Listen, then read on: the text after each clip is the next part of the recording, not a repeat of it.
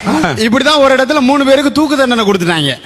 தூக்கு தண்டனை கொடுத்தோன்னா ஜட்ஜி சொல்லி இருக்கிறார், கடைசியா 3 ஆசையை சொல்லுங்கப்பா, நிறைவேற்றிட்டு உங்களை தூக்கில போடுறேன்னா. அதுல ஒருத்தர் அமெரிக்காக்காரரு, ஒருத்தர் ரஷ்யாக்காரரு, ஒருத்தர் நம்ம இந்தியாக்காரரு. அமெரிக்காக்காரரை கூப்பிட்டு உங்களோட ஆசை என்னன்னு கேட்டிருக்காங்க.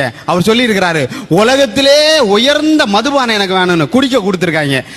அடுத்த ஆசை என்னன்னு கேட்டிருக்காரு, உலகத்திலே சிறந்த சாப்பாடு எனக்கு வேணும்னு சொல்லி இருக்கிறாரு, அதுவும் கொடுத்திருக்காங்க.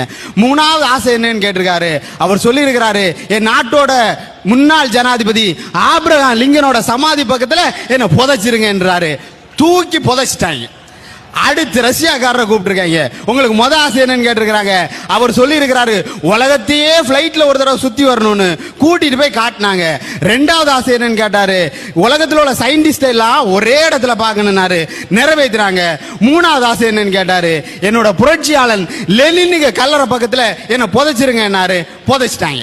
3வது நம்ம ஆளை கூப்பிட்டாங்க. வந்தாரு இந்தியாக்காரர், வந்து நீதிபதி முன்னாடி நின்னாரு. நீதிபதி கேட்டாரு, உன்னோட ஆசை என்னப்பான்னு.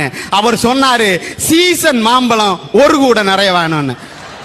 அது அக்டோபர் மாசம், மே மாசம் தான் சீசன் மாம்பழம். அவர் சொன்னாரு, 6 மாசம் கிடைக்கப்பா அப்படின்னு. நீதிபதி அவர் சொன்னாரு, ஒன்னும் அவசரம் இல்லை,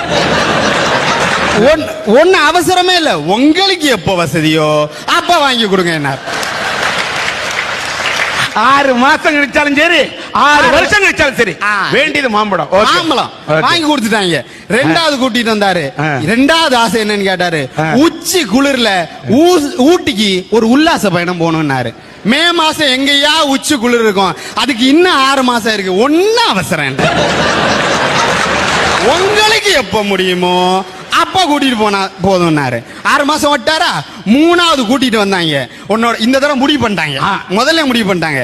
விவரமா என்ன சொல்லிட்டாங்கன்னா, இந்த தடவை எப்படியாச்சும் இவனை தூக்கியே ஆகணும் அப்படின்னு சொல்லி கூட்டிட்டு வந்து, உன்னோட ஆசை என்னப்பான்னு சொன்னாரு.